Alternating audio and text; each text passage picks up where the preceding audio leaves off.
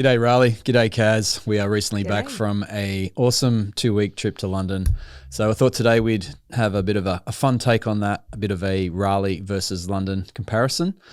Things that we love and don't necessarily like so much about each city. And yeah, it's one of our favourite family trips ever and we miss it. So we thought we'd kick off that and share a bit of insights on all things London and then make it relevant to Raleigh as well.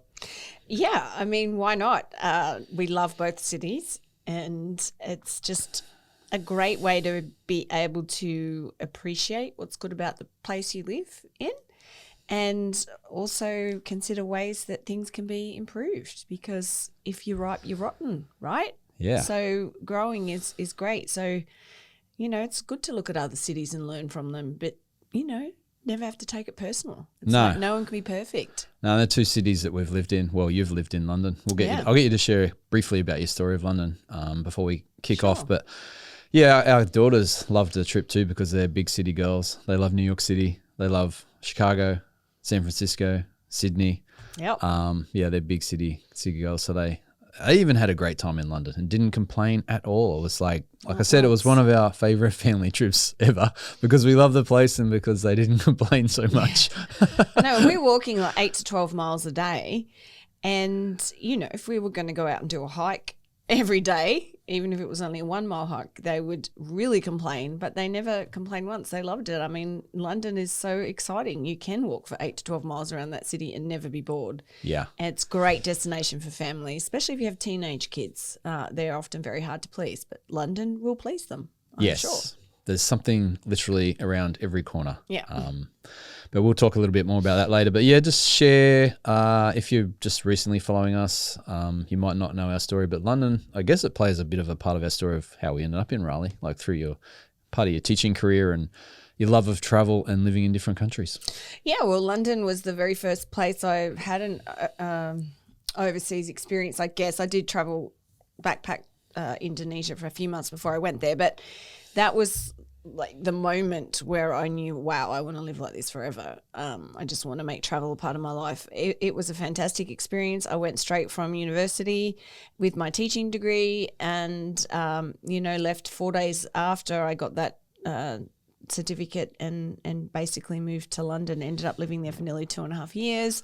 I taught there. I lived mostly in the east end of London, around the Walthamstow area.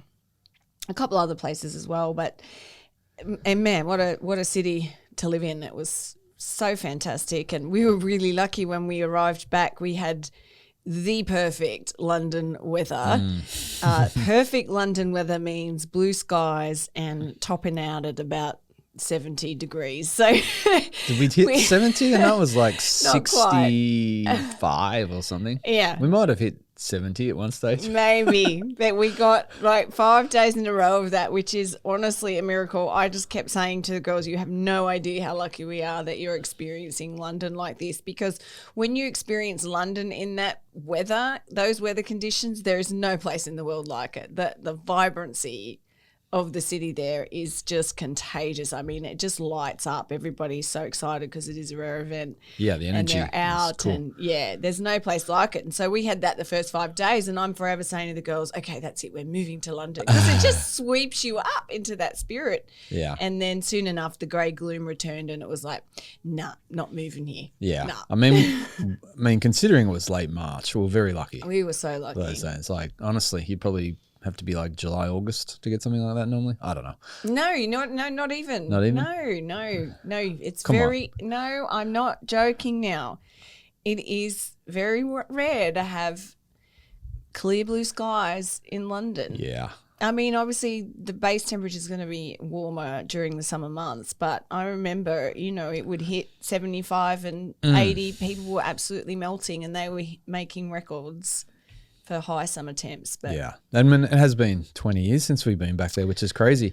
I mean, I didn't live there, but we lived in Dublin Island for a year and we made quite a few trips to London. So I know London fairly well. Not like you though, but it's still amazing when you tell me that you've barely scratched the surface. So you were looking forward to going back with the kids and doing all the touristy stuff instead of just pub crawls and parties with friends and festivals and events. Well, I was all about living in London, and when you live in a place, you look at it differently than a tourist perspective. So I lived there for 2.5 years. I never saw the changing of the guards at Buckingham Palace. Still haven't.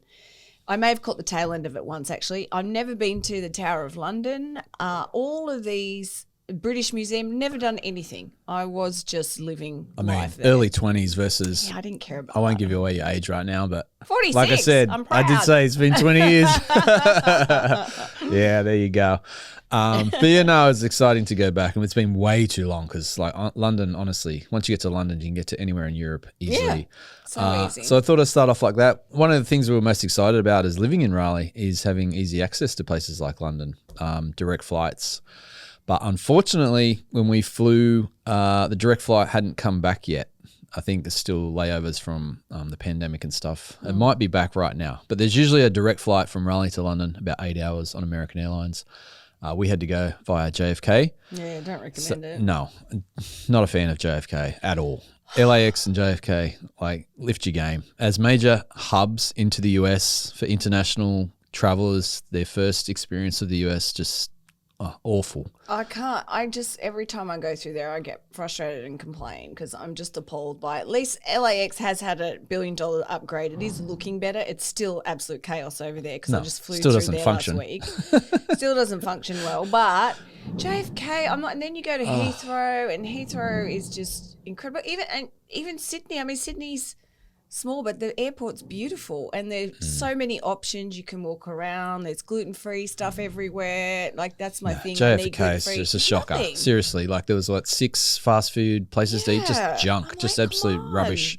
And I don't know, just not a great first impression of you landing in this amazing New York City, one of the best cities in the world. It's just like, what's going on? Yeah, it's such a mismatch. But then you have Raleigh, Durham, great airport. Love Fantastic. it. Love our little airport. Yeah. Love our little airport. So we flew. Great airport. So we flew from Raleigh to JFK out of a couple of hours layover, and then from JFK to London direct, which was about 6.5 hours. And one of the tough things, unfortunately, being a night flight, and we don't sleep well on planes, especially in economy, I don't think and a night flight. Does. Yeah, if you do, like, you're in business.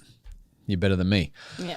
But the challenge is it's not really a long enough flight to get decent sleep, because we departed JFK at 7:30 p.m. and you're like an hour and a half into the flight when they do dinner service and stuff, and then about an hour and a half before you land, like the breakfast staff packing up before landing and that. So there's 3 hours out of a 6.5 hour flight. So even if you slept for the maximum amount of time, you got like 3.5 hours. And we landed in London at 6:30 in the morning, feeling like zombies. Fortunately, we could check into our hotel room. The room was ready early, which was great. We did have to pay a £50 fee for that, though. We did, Yeah. but that was worth it. After, like, the kids are tired, we're tired, want to have a shower. So we did that, and then went and got some breakfast somewhere and just walked around. We're staying in South Kensington for the first couple of nights. Just walked around there, stayed awake, like, to try and... Fortunately, it's only 5 hour time difference, so doesn't mess up the body clock too much. But yeah, we weren't feeling great. So that was the one thing I hate about it. It's a nighttime flight and we don't sleep, and so the first 2 or 3 days are feeling rough. It's not a good idea. It's not a great way to start a vacation. Yeah. But even the direct flight from Raleigh to London, I believe, is overnight as well. So right. I don't know how we can avoid that. Well, I just suggest tacking on an extra day to travel so that first day can be quiet and restful so that you can recover quickly. It's hard because I know our vacation times are limited, especially for Americans. If you're moving over to London, it's a different story. You can sleep that. But if you're going bang, bang, bang, day after day, and London is the kind of city where it's full on because there's just so much to see and do. Yeah. And you are going to be exhausted, so maybe plan for that extra recovery day when you arrive if you've got that night. I'm not sure what the time is from the London back to Raleigh direct, but because we travelled on points with our flights this time, we were a bit restricted in options, but we had a day flight, which I much prefer. I mean, it's catch-22. I don't like wasting a whole day of flying when you could be doing stuff, but then I don't like not being able to sleep and then feeling like a zombie for 3 days. So. Yeah. All right, Raleigh versus London. I mean, it's not really apples to apples. Not at all. Because I was just got some quick stats. Like London, population of 9 million people, like in Greater London, and it's like 600 square miles. I mean, it's a similar population in New York City, but 138 square miles bigger than New York. London is? Yeah. Yeah. London just sprawls like forever. Well, New York is up That's what New York is. It's up, whereas Skyscrapers. London's spread out. And I love that. I hate the skyscrapers because they block out the sun. Yeah. They change so much about the land environment. That's why I love London. I love that they have restrictions on the heights of their building. They do have a couple of sections where they've gone up higher, the financial district and down near Canary Wharf. And one interesting thing we learnt while we were there, which I love this, the newer modern skyscrapers actually have limits on them. The St. Paul's Cathedral, which is absolutely stunning, is by law or something, regulations or whatever, has to be able to be viewed from 8 different viewpoints throughout the city of London. And so the new skyscrapers being built are not allowed to block those views, which is why they are all interesting shapes and designs. Yeah, that was fascinating. Yeah, I was like, that is so cool. And that's like protecting and preserving the history. But that's what makes London such a cool place, old and new, is just, not going too high. Yeah, they have a good balance there. Like you're right, like Manhattan, I love New York City, but it's just a concrete jungle, like shade, and there's not enough nature. Like, well, I mean, there's Central Park, obviously, but yeah, London has a lot of cool parks in that as well we can talk about. But yeah, I guess Raleigh's going through that right now, that growth, like the balance of the old and the new. And then some people are like, yeah, let's just go higher. And I'm like, no. Why do we have to go high? Like, why do we have to go high all the time and just have another glass square box? No, make it. Keep the identity. What's wrong with 40 stories? Why do we have to go to 120? Like, why? Yeah, I don't think they'll go 120 in Raleigh, but anyway, well, 40's too high in my opinion. Yeah. So, so population of London 9 million, Raleigh 1.5 in the greater Raleigh area, and then it's instantly noticeable when you get there. We haven't been overseas for 5 years. Haven't been to a big city for quite a while, and just being around so many people again, and with the warm weather, like Londoners, they come out everywhere. Pubs, the parks, the River Thames, they're everywhere. They're out. So there's like a wave of people, which is cool. The energy's great, but yeah, we love the history and the museums, the theaters, the attractions, the parks, the river, the pubs, the sports, everything. Royals, kinda. I guess it's funny. Americans seem to be fascinated with the royal family, and obviously Australia has our history with a part of the Commonwealth. I mean, and if you don't know, some people don't even realise this, that Queen Elizabeth is still our head of state in Australia. Boss. She's the top dog. We have our Prime Minister, but yeah, Queen Lizzie, she doesn't do anything though. No. Not for a while. No. But yeah, 1.5 million in Raleigh to 9 million in London, and much bigger city. So I guess that can lead into getting around London, which we love, the public transport system. We've mentioned it before. If there's one negative about Raleigh is that we have to drive everywhere, and the public transport system is lacking. Again, obviously, it's a population difference. Of course, although Raleigh is growing a ton. Well, Raleigh really does need to implement some good public transport we know where this city's heading. Yeah. I mean, people say it doesn't warrant like light rail or commuter rail or whatever, but look where it's going, like 10, 20 years at the rate it's growing, if that sustains it. Like the roads are already, getting choked and stuff like that.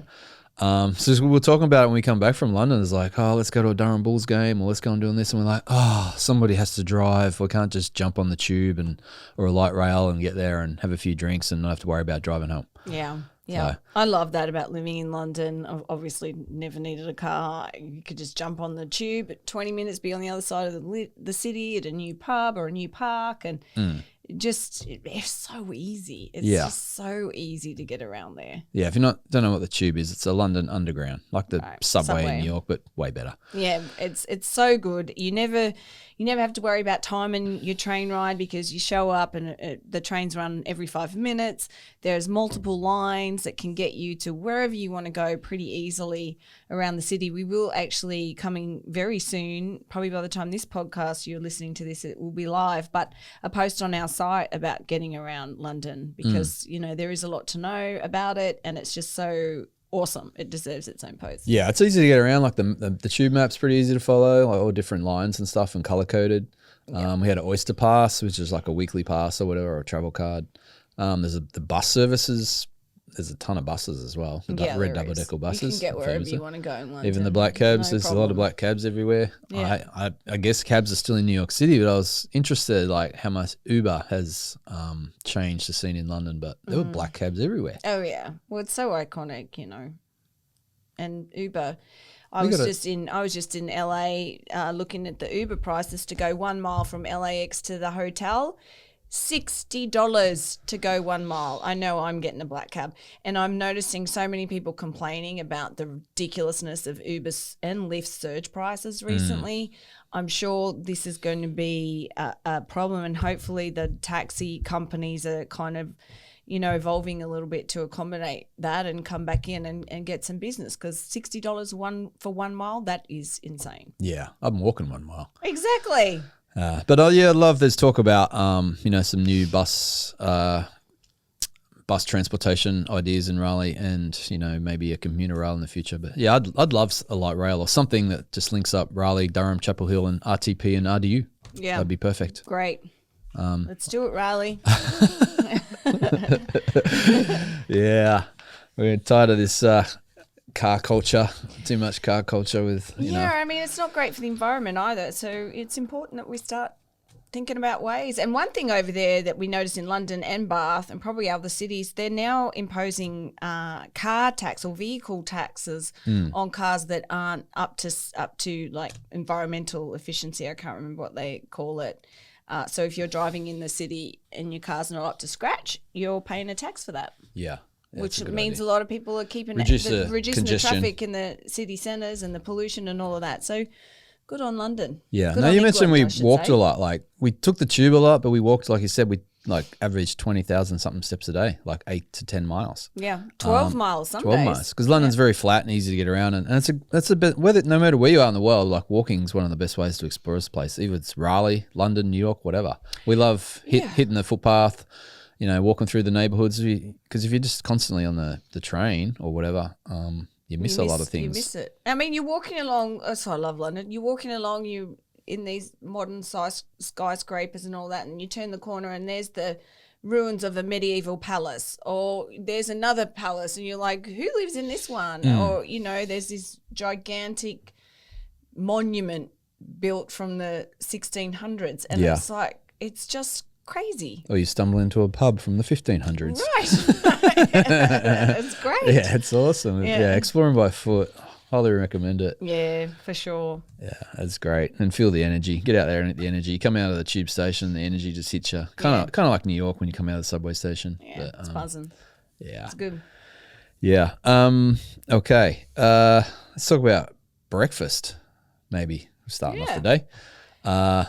English breakfast, awesome, love it. It's one of the things you do in London, which basically consists of like bacon, eggs, sausage, baked beans, mushrooms, toast, and potatoes. I think it's very kind of similar to what Americans would like to eat for breakfast too, Yeah. I think. But it honestly, is we had better. that every day, like very hearty. It's way better than your crappy continental breakfasts you get Yeah, here, oh like your gosh, muffins and your bagels and waffles. Yeah, no. I was like, no. And low on sugar. Sugary carbs. It's low on sugar in the UK, which is great. Yeah. Their baked beans are awesome because they have no sugar in it. Yeah. So they taste great. Really good food. Yeah, I love a bit more protein and fat versus the carbs and sugary, Yeah, the savory versus the sweet. Yeah, we're not sweet people. Yeah, so that was good. And yeah, we struggle. I mean, there's obviously some great southern breakfast places in Raleigh, like Big Ed's and the Farmers Market and what have you. And like brunch is good here, but honestly, I think there's a hole in the breakfast market here. Like it's kind of lacking. Yeah. I feel it's tough to find a really good different breakfast place Yeah. that's not just southern fried stuff. Yeah. And it's hard to, like over there in London, it's probably the same in Australia. I don't know. It's just easy to get grab and go food, like good grab and go food. I find here it's just fast food. Yeah. But you know, you can go to bakeries and stuff and it's getting better, but I don't know, it's just a little bit different. Like you go to the pastry and you get Cornish pastry, sausage rolls, meat pies. Oh, how good were they? And it's just easy and they're really affordable and it's just kind of great grab and go meals that taste good, that aren't too fast foodish. Yeah. and I did. affordable. I did get my quota up on the sausage roll, so did the kids, Yeah, I was and the jealous. I pasties couldn't eat them. and the meat pies are awesome. They're very hard to Yeah. reincarnate. Like there's something in the mince and the pastry. Like Yeah. it's very hard to find over here. That's good.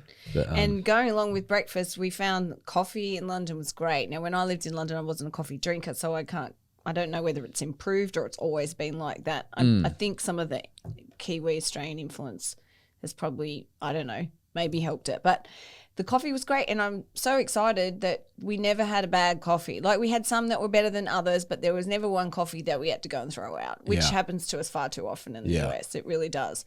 But the coffee was awesome. And funnily enough, the one coffee place, which we didn't like, we went to 2 locations just to double check, was an Australian cafe. Oh, what was the name of that place? Beanie Green. Yeah, that was I was disappointing. so disappointed, but they did have great lamingtons. But I was like, how could you mess up coffee?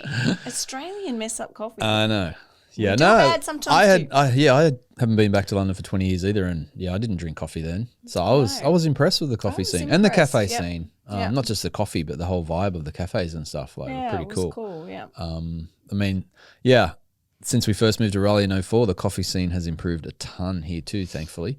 I wish it would get better and better. Can still grow it. Yeah, downtown's got most of the best places. A few of the outer areas of Raleigh kind of lacking. Carey, looking at you. I'm probably an Carey. unpopular opinion. Come on, I do Carey. like brew coffee in Carey is very Yeah, good, but shout out to Brew. other than that, for the size and the sprawl of Carey, it's kind of like disappointing in my opinion. Yeah. Well, maybe we should open up. No, I'm We not have doing done a barista course. fancy me judging coffee shops. Like, you don't want me making your coffee. Well, actually, when we did a barista course, you were pretty good. You were better than me, I'm pretty sure. Yeah, there is a science to it. Like, a lot goes into making a cup of coffee, but Yeah. yeah.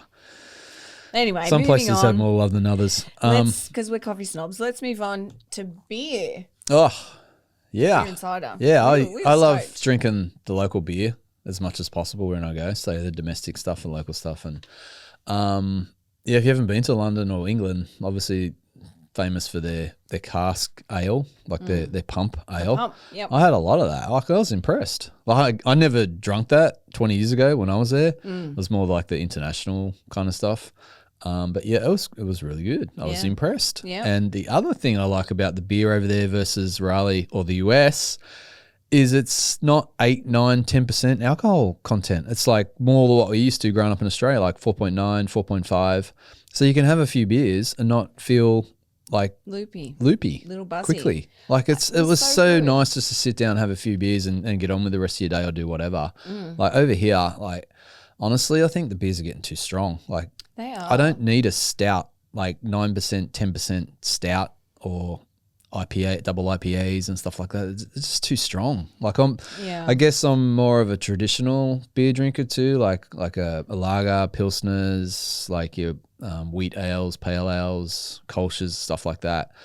I kind of messing with the beers too much. Like, Yeah, I mean, I'm curious as to know why they are so high. Is it something that's unavoidable, just what happens through the process of making it, or are they intentionally doing it? I don't just know. so hoppy but and I'm not strong. I guess everyone's just brewer, trying to but- outdo each other with their creative styles of beer and the different things they're throwing in them, like like donuts and Yeah. like coffee stouts and porters and Well, it's good to see the innovation. yeah, I like creativity's that, good. But there's the alcohol, and I was the same drinking cider. Found cider over there, Old Mount cider, fantastic, and again, not as sweet as what you'll find in the US, which is always a good thing. But again, 4.5%, and it was so nice to not get a buzz, have a nice drink with dinner, wake up in the morning feeling great. I mean, if you're having one drink at 6.5%, then you can really only have one if you want to wake up the next day feeling great. And even then you might be a bit dusty because that's really high. Yeah. Now, don't get me wrong. The breweries in Raleigh are great. It's one of the things I love about living here. And yeah, innovation and creativity is very cool. A lot of awesome breweries doing great things here. I just like, just the alcohol content's just so strong. And then I appreciated it being less. Yeah, and just being able very to, much so. able to function. And it was great to see the pubs over there now are really have mostly local beers on tap. When I lived there, I don't think it was really much of a thing. And you'd walk in and you'd see Heineken, Amstel, Foster's. I mean, this is how much it's changed. You would go and Foster's would be in every bar, and we would laugh because no one drinks it in Australia. We only found it in one bar on our last day in London. That's how much it's changed, which is great. Well done, London, for putting local beers on display. Yeah, guys, Foster's is one of the worst things to come out of Australia. Seriously, it's terrible. It's all marketing. They say the tagline is famous around the world, but honestly, like no one drinks that in Australia. You get laughed out of the pub if you ordered a Foster's. Keep that in mind whenever you go down under. But yeah, I love the pub scene, like the history of the pubs. Like I said, like from the 1700s and like, you know, like the low ceilings, like some of the pubs you're headbutting the roof beam and that, like creaky floors, upstairs little nooks and crannies, and just a fun, because it's like a home away from home for the English, isn't it? Like the Irish, like counter lunches, and like even the food in the pubs are awesome. Yeah. Like good pub grub. Yeah, they do, and great gluten-free options. I felt so looked after in London. Everywhere I went, I had gluten-free. I could even have gluten-free fish and chips, which was a major treat. And I think obviously they're a much bigger city and all of that, so they're probably better at riding that wave, I guess, and getting on par. But you know, as soon as I get back to JFK, there's no gluten-free options, and you know, it's just not many gluten-free options, and so it gets a little, I feel a little unseen. Yeah. But But we're going to, in our upcoming blog posts on our other wide travel blog site, our global site, we're going to share on a lot of tips about London and, you know, pubs. We'll share our favourite pubs and itineraries for London and stuff, but we'll link back to the show notes eventually. It's going to be a while to get the content out, but yeah. Yeah. Museums, if you love museums, and then we've got some great ones in Raleigh. It's another great thing about living here. And free too. Awesome free museums in Raleigh, like the North Carolina Museum of Art, the Natural Science Museum, the North Carolina Museum of History, the CAM Museum just around the corner here. Yep. We've got some great museums in Raleigh. Well done, Raleigh. And London also as well, because obviously it's a major international city, and free, like the British Museum, which was very impressive. Very impressive. Tate Modern, Tate Modern, sorry. We only had a brief time in there on the river, but awesome and free. It's a big place. What are some other museums in London? Oh, they had museums for everything. It was like you look on the map, and you're like, oh, there's a vagina museum, and there's a museum for this, and a museum for that. And it was like, wow, London, you got everything covered. Actually, there was a big natural science museum near us in Kensington. Yeah, that was massive. Great. Natural history. Sorry. There was a science museum nearby as well, but. Yeah, but obviously then you got like things like the Churchill War Rooms and stuff, and like there's a ton of stuff. Yeah. Like the museum, the Kensington Palace that we walked through, like that museum as well in there. Like there's heaps of things. Yeah. Yeah, so I think Raleigh compares pretty good as far as museums goes, considering the sizes of the city. Yeah, I think so, and it's great that they're free too. That's awesome. Parks. We were talking about parks, like lack of parks in New York and stuff. Like grateful we have awesome parks here in Raleigh, like Dick's and Umstead State Park, Lake Johnson Park area. Lots of little squares and things. Squares. Moore Square Park, Nash Square, things like that. So Raleigh's great like that. We've mentioned this a million times, like the nature and the parks and stuff and the lakes. But London has some awesome parks too. Oh yeah, they really do. It's great how much green space. A lot of that royal parks, so land put aside by the royals and managed and run by them, which is great. But yeah, you do, living in London, you do have access to a lot of green places that you can go, particularly once you start getting out of the city centre, which is great because, you know, they need it really, because London is also densely populated city with a lot of buildings, and we went to a lot of places where you could get great views of London, and standing up there you kind of in awe when you look at all these buildings and the architecture and all of that. But even when I was admiring it and looking at it in awe, I was also thinking, thank goodness I live in Raleigh. Like, I love seeing this view, but I love even more that in Raleigh I can look out everywhere and see forest everywhere. Totally. So we're so lucky. Love that. Yeah in London, like obviously Hyde Park, St James's Park near Buckingham Palace. That's my favourite, St James. Yeah, it's pretty beautiful. Regency Park, they're probably the the main ones. There's a few others that just escape me right now, but Yeah, lots of great ones on there. and a few cool squares too. Yeah. Weather. We have to talk about the weather, Well, we did. but we'll just elaborate on a touch more. Yeah, we love London so much that if we ever lived away from Raleigh, and we won't, but yeah, London would be up near the top of the list as a potential place. But Yeah, besides the the weather, weather's too the much. weather's just It's too much. it's tough. Like short summers, long winters, typically grey. Just grey and moody. gloomy. Lots of drizzles. But a yeah, lot. so I just want to go there with your expectations that, like, you know, you're not going to London for a summer, you know, beachy weather vacation. No, and that's more- one reason we went in during our spring break, because we thought, why waste beautiful summer weather on going to London in the summer and have it so hit and miss? Let's go, because the weather doesn't matter. It's going to be grey and gloomy majority of the time, no matter when you go to London. So we said, let's go to spring break, which meant there were less crowds and more affordable. I know what you're saying, but I want to go to London in the summer when it's really pumping. Like, Yeah. when there's a good chance of having some consistent weather and just and not a stuff's good on, chance. festivals and that are on, and Yeah. just Yeah. love to walk around and be outside as much as possible. But But I I think know, you got that vibe anyway in the spring break. yeah, we got lucky though. Yeah. But so when See, do you, that's what I mean. so you're when not, do you- you're not understanding when do you me, are think you? is That the best summer time? in Yes, I London. am. You're wanna not go to quite summer in on London. Page with me here. but then I want to go back to a Premier League football that'd be game, fun. and that's not in the summer. But when do you think's the optimal time? Like To visit September, London? like after summer, just Yeah, after. September's good. May's good. June. I mean, July, August is the busiest time. That's when everyone over in Europe on Europe. school break. They only get 6 weeks, so they typically go July and August. And, you know, that is going to be a good chance for the optimal weather. But again, it's not like your summer beach weather.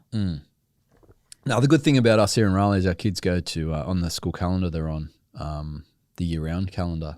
Like, we can avoid the peak tourist season. yeah. They don't have a 10-week summer vacation. They have a 6-week, and we're off a little bit earlier at different times to traditional schools, which is nice. And look, it was partly the time of year that we went, but also recovery from the pandemic. But we went to lots of attractions, for example, the Tower of London, where, you know, the advice is always to get there early because the lines are long. So we got there early, we walked straight in, and the Beefeater there, the Yeoman Water, they're the ones that take you on a tour throughout the Tower of London. He told us that normally on this day, even at the time of year that we were there, not summer, the lineup to get in to see the Crown Jewels would be 2.5 hours long, and we walked straight in. So there's a lot to be said for avoiding peak travel times, because I'm not standing in line for 2.5 hours to see the Crown Jewels. No. And for some people, that's kind of their only choice. If they really want to see it, that's what they're going to have to do. So I would be trying to avoid that. Yeah. All right. Let's talk about restaurants. And this was kind of funny. We've become spoilt or used to awesome service in restaurants in the US and Raleigh. One of the things that we noticed immediately was So funny. the water situation. When you walk into a restaurant in Raleigh or the US or whatever, you know, there's usually water there, or the waiter or waitress will bring you water straight away. And London, that's kind of the same as Australia. Like, you really have to chase it down have to or look for it. ask for Or it. ask for it. It's like, because we're just used to getting topped up throughout the meal and that as well. And it's like, Oh man, that's like my number That's one funny. tip for London now, and it's my favourite thing about being here. You don't realise it until it's taken away from you. But it was only like, I think, the second day where I said to you, "Oh my God, I'm so dehydrated," and then I was like, "I haven't been drinking water," and then we kind of thought about I it. know. We went, "No one's giving us water, and we're forgetting to ask for it because." Out of habit, we're so used to never having to ask and always just having the water there. yeah, And I drink, like, I can drink up to 5 litres of water a day. I drink I a know. lot. I know. And even you can sort of get around in America, and you can have your water bottle and you can easily find somewhere to fill it up. Like, there'll be a water fountain somewhere. And I often, if I'm eating out, will fill up my water bottle there at the table with the water. So But there's none of that in London either. There's nowhere you can even really fill up your water bottle. Yeah, it's funny. I mean, some of the pubs and that they have their water drinking station over tucked away in the corner or whatever. But yeah, restaurants and that. It was like, is there a water shortage in London? know, Where's the water? I need some H2O. I need to hydrate. And even the water fountain things in the bars where you go and fill it up yourself, they give you the tiny cups. So like shot I'd glasses. stand there and shoot down 5 glasses before taking another one back to the table. Whereas here in Raleigh in the US, you get like pint glasses of water. Yeah, with ice. Constantly topped up. Number one tip, when you sit down to eat, do not forget to ask for water because they're not going to bring it to you unless you do. Yeah. Other thing about restaurants, the US is known for great service, and they do. Can't beat it. When you walk into a restaurant here in Raleigh or wherever, you usually have someone at the front of house, the host organising the tables, and if it's busy, they take your name and your phone number, and they text you when the tables are free and available. They don't really have that as much in London, and there's high end restaurants and stuff. But because a lot of the times we're eating in pubs, which the food is great, but there's no one organising the tables. It's just the bar staff. So we'd wander in busy times and it was so hard to find a seat, and you don't know when anyone's going to finish, and you're just hanging around. The kids are hungry and complain. Maybe that was the only time they complained. That was different. Yeah, we walked in. I remember the first couple of days we'd walk in, we'd stand there and we'd look at each other and where's the mate of tea? We'd be looking around and standing there, and then we'd see other people walk past us and grab a table, and we're like, oh, hang on a minute. They don't do that here. We have to sit down and take care of ourselves. Yeah. Order at the bar. And it was funny. It was weird. It's been so long. I mean, that's what we grew up with. To an extent, so normal for us. But yeah, it was weird. Yeah, we just become spoilt here again in the US with the service. I mean, America's great for organisation and things like that, and systems and all of that. America for sure. Yeah, and service, you can't beat the service really. Yeah, it's but much better. That does come with a price, because the one thing we loved about being back in London and England is no tipping. No more tipping. How good was it? Yep. Just tap the card and go. Yep. You don't have to worry about figuring out how much tip you got to add on. Or at hotels, it gets stressful and confusing. You got 3 people touching your bags, and you got this person doing that, another person doing this. Is who do you tip and how much? It's just so nice not to have to worry about tipping. I mean, you still can, obviously, for exceptional service, what have you, but it's not expected at all as much in the culture here. No, it's not expected. I mean, everyone's paid fairly well, I think, but of course they'd be happy to take it, but they are paid well. And one thing about the restaurants over there, if you sit down, and have table service, normal style, it's kind of most people will tip there. It's sort of kind of expected. Well, it is in a way, because they actually add a service charge to your bill. Yeah. So make sure you look out for that. And typically it was for us around 7.5%. They would just automatically add on for a service charge. But apart from that, no tipping anywhere. Yeah, so nice. When we first moved to Raleigh in 2004, we'd always feel rushed at a restaurant. They're trying to turn over the table, obviously, to make more tips, which I understand. It's the culture and how you do things here. That's fine.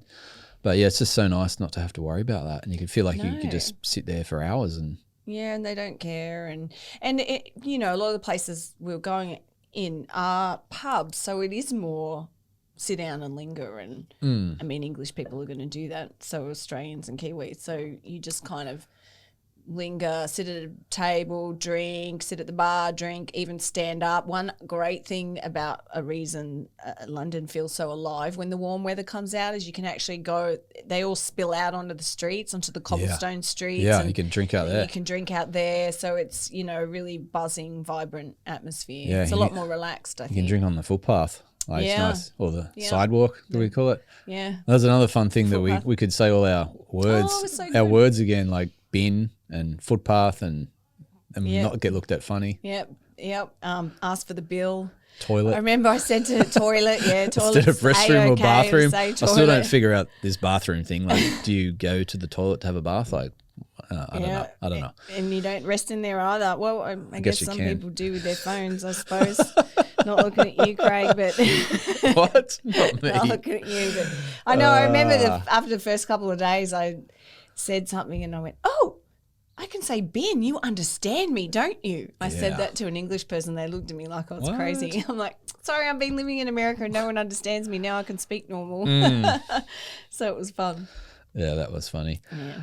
Museum words. What else we got? Beers, history. Yeah, obviously the history is amazing. I mean, Raleigh has some cool history being the state capital. So it's kind of similar like that too. Like London's like a major capital city in Europe, and Raleigh, you know, is a cool. It's got its. I love Raleigh. It's got its history, and then it's you know, it's new age modern stuff as well. Yeah, nice balance. Right. Yep. Oh, one of the other great things about London that we wish Raleigh had, but obviously everywhere is different for a reason, is the River Thames. Like I love cities that have... Raleigh's different in that way because geographically it doesn't have I know. Go and dig me a river. Go and dig us a river. Hurry up. Raleigh, come I need a river. What are you doing? Yeah. Lift your game. Come on. Dear. No, I love cities or towns that have rivers flowing through them. It's that nice that's great. Yeah, aspect and perspective, and you know, like to sit at a beer garden on the river or walk along the river. Yeah, we That's did one that of a our lot. favorite things is to walk along the Thames, like all the sidewalk. I mean the walkways and stuff. But yeah, apparently Raleigh's. There's mention of some river waterway out near the northeast. North Hills area, trying to incorporate like a creek. Yeah, maybe a creek. I don't know. It's not going to be. different Actually, I to the looked up the River River Thames. What is it? I looked it up. I was just curious. It flows for 215 miles. Yeah, That's the longest. We saw it in Oxford. The longest river in England and second longest in the UK. Yeah, it's a great Awesome. and interesting fact that we learnt about it, which I loved hearing. It used to be absolutely filthy, that river, but they have cleaned it up so much that wasn't it's every river? now but it's now, I believe I haven't fact checked this before getting on here, but I'm pretty sure they said the cleanest river in Europe, Wow. at least the UK anyway, which is impressive. Good job. Yeah, well There's done, actually a kayaking thing you can do at night time. Yeah. That we didn't do. I'm the kind of thing like, I don't really go to London to kayak on the river. I love rivers, but I think if you go down Richmond Way, I wouldn't in the city centre. I think it's too busy. And once you've done London, like everything else, like kayaking on the river wouldn't be my top bucket list items. Yeah. Maybe on the next trip we can go and see what it's like. But yeah, the other great thing about rivers is they have bridges, obviously, to walk over. So I love walking over like the Tower Bridge, the London Bridge, the Millennium Bridge, and just going from, you know, north to south side of the city. Yeah. It's always cool. No, I mean, London has so many bridges. Yeah. Like it's just one after the other. Obviously, it's a big city, big river. They've got to get across it. But yeah, I love that. And each of the bridges are quite unique, and they each have their own story to tell. And it was cool. The newest one, Millennium Bridge, if you've seen, I can't remember which Harry Potter movie it is, but the Deathly Hallows, I think, when the Death Eaters there's a big fight scene and they go over that wonky wobbly looking bridge. Yeah. That's the Millennium Bridge. It's quite a new one and it's really funky and cool. Yeah. So Riley, where's your bridge? Where's your river? Let's build a river first, Riley. Then we'll work on our bridges. No, you're cool. It's all good. We love you, Riley. Riverless Riley. Yeah, hashtag that. What else? London versus Raleigh. I think we've hit on the most points. Obviously, we didn't mention Raleigh's weather, but how great was it to come home and we've got everything green and full bloom. The heat's back, the humidity's back, which some people coming might back. not It's like. not so humid I at the felt moment. it this morning getting ready though. Yeah.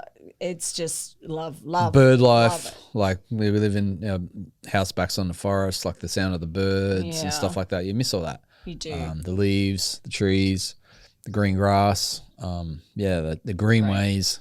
Yep. Yeah, go Raleigh. Go Raleigh. It is bike month this month, Raleigh. So Craig and I are going to be out exploring the greenways on our bike and sharing all of that, videos, blog posts and all the rest. You can jump over to thisisraleigh.com and you can find some posts already, some trails that we have done. And we do have our May events post out too, so you can check out. Yeah, we're going to make a concerted effort to do a lot more of the trails, biking and walking. We did Umstead, Sycamore Trail in Umstead, the longest one in Umstead, like 2 weeks ago. I'm about to publish a blog post on that. Yesterday we're out at Hemlock Bluffs Nature Preserve in Carey. Nice place to go walk, short walks. But yeah, we're going to really hit the trails moving forward over the next 2 months or so. You can follow along on Instagram at This Is Raleigh, and we're also on TikTok now. We're like well, kinda doing the TikTok thing. So trying to stay This Is consistent. Raleigh. That's the challenge. Trying to be everywhere and all the things, but it can't be We make some tough decisions. all the things for everybody.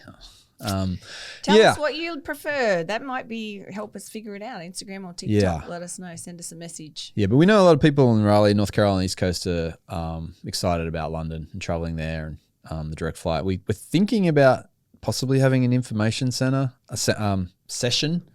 Like we just have like a meetup and people can come and ask us for our tips and we can share like our insights and itinerary ideas and attraction ideas and stuff like that. How just to save money. Just super casual, just to hang out, have a few drinks and how to save money, how to plan a trip. It is very difficult because we haven't planned a trip like that for a long time and it's very overwhelming and time consuming. Figuring out your flights, your hotels, how to get around, the attractions, like the time, like planning out your day. As always, the hardest thing for us is figuring out the food side of things. Like with a very fussy 10-year-old, the gluten intolerant stuff, and everyone's got different tastes, and that's the greatest stress for us every day, trying to figure out where we're going to eat breakfast, lunch, and dinner. Yeah, I thought it was much easier in London though, and look, London is a really can be very overwhelming, tricky place to plan a trip to because there is just so much to see and do. Luckily, because I live there, I could easily plan it out because I know a lot from being a former local, but it can be really overwhelming and confusing because it is just so big and wonderful and so much to see and do, and you got to take a lot into account. So we will have a lot of content coming out on mytravelblog.com, but also let us know if an information night would be helpful. Do you think if you want to go to London and make it, and I just as far as accommodation goes, I just read interesting stat that London's home to the most 5-star hotels of any city in the world. Yeah. So if you like luxury travel and 5-star hotels, you got a lot of options in London. Yeah. And I think we stayed in 4-star hotels. I do think the quality over here would probably be better. So just be aware of that. And obviously it's London. The rooms are going to be pretty tight. And pretty small, but it's London. Probably not New York City small rooms. We had a few interconnecting rooms, which was nice with the kids. But we stayed in a Millennium Hotel, a Hilton Hotel at Shepherd's Bush, Millennium Hotel in Kensington, South Kensington, and what was the other one? Holiday Inn in Camden. Holiday Inn in Camden. And then in Oxford, we stayed in a Courtyard Hotel, which was great too. And in Bath was a boutique property. But I mean, there's everything. All the major chains are there. There's everything and everything. Like London, there's options. A gazillion. That's overwhelming. It's tough. But pick the district or the neighborhood you want to explore the most and stay in and plan it out that way. Yep. And we'll have loads of tips. I'm almost finished with a post with those tips. All right. Yeah, it's great to be back in Raleigh. We're excited about now. I can't believe we're in May. But I just went to Broogaloo recently, which is fun. The festivals are coming back. The warm weather's coming back. It's green. I'm excited. Yeah, we were just at Spring Days Festival in Bond Park, Carey on the weekend, which is amazing. I mean, we're just so lucky here to have all these fun festivals going on, but these beautiful spaces in which they're held. Bond Lake, you're just walking through the forest and opens up an amphitheatre and the stalls are in amongst the trees and the lake. It's just so pretty. So well done, Raleigh. Yeah. Like this Friday night, we're going to see some live music. I love live music. Anytime, any excuse we can get. Yep. A place off Glenwood South that escapes me, but we're going to be sharing that on our social stuff. Fun times ahead. Yep. All right. I think we'll wrap it up there. Yeah, if you've got any questions, send us an email about London and we'll direct you to our content. Yep, and thanks for listening, guys. If you have not subscribed to our podcast already, why not?